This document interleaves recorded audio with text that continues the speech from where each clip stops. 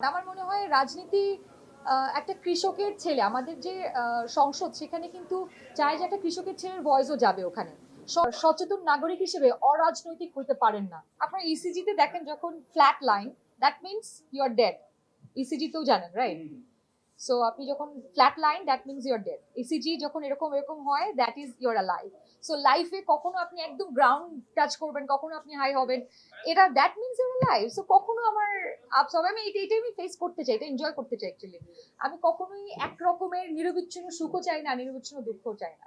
So yeah, but আমাকে মানুষ ভালো অ্যাকসেপ্ট করেছে। আমি দেখছি লাইক রাজনীতিতে তারা আমাকে মানুষ অ্যাপ্রিসিয়েট করে, এখনো এখনো বলে যে হ্যাঁ চমক, you can do it, why not. আমার মনে হয় রাজনীতি একটা কৃষকের ছেলে আমাদের যে সংসদ সেখানে কিন্তু চায় যে একটা কৃষকের ছেলের ভয়েসও যাবে ওখানে।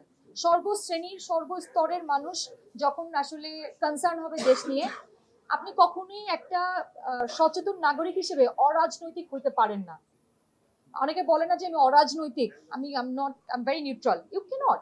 ইফ ইউ আর প্রপার, মানে আপনি একটা আইডিয়াল সিটিজেন হিসেবে ইউ জাস্ট ক্যানট বি অরাজনৈতিক। সো ডেফিনেটলি আমার ওই কনসার্নটা আছে, আগেও ছিল। সেটার জন্য আমার অ্যাক্টিভ রাজনীতি করতে হবে না। আমি কখনো আমি একটি ধরেন আমি রাজনীতি করি না, বাট আমি রাজনীতি নিয়ে সচেতন এবং ভোকাল, এবং সেটা সারা জীবনই থাকবে। অনেক কিছু করেছে, মানে একটা জীবন, ছোট্ট জীবন, এই ছোট্ট জীবনে যদি আমি আমি বৃক্ষতে আসি নাই যে এক জায়গায় শিকড় গড়ে এক জায়গায় থেকে যাব। আমি পাখি মানুষ।